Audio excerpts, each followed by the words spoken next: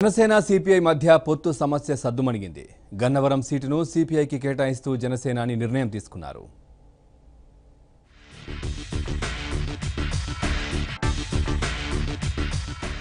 Janasena CPI మధ్య తలెత్తిన పొత్తు వివాదం పరిష్కారమైంది.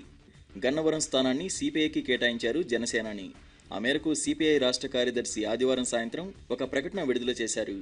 గన్నవరం అసెంబ్లీ స్థానాన్ని సిపిఐకి కేటాయించారని జనసేన, సిపిఎం, బీఎస్పీ బలపరిచిన అఖిల భారత యువజన సమాఖ్య రాష్ట్ర అధ్యక్షులు, ముస్లిం మైనారిటీ సెల్ రాష్ట్ర కన్వీనర్ సయ్యద్ అఫ్సర్ను అభ్యర్థిగా ప్రకటిస్తున్నాం అని తెలిపారు.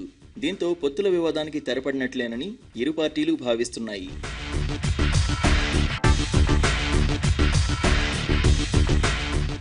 ఒకసారి ప్రకటించిన సీట్లను ఎలాంటి సమాచారం లేకుండా వెనక్కు తీసుకోవడంపై శనివారం సిపిఐ క్షేత్రస్థాయి కార్యకర్తలు ఆగ్రహాన్ని వ్యక్తం చేశారు.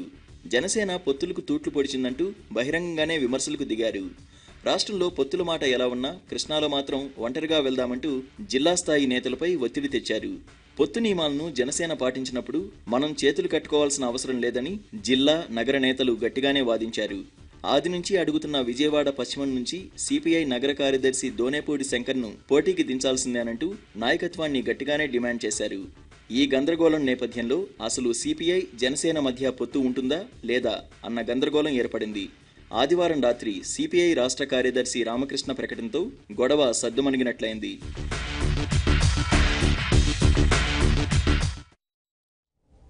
లోక్సభ ఎన్నికల ప్రచారంలో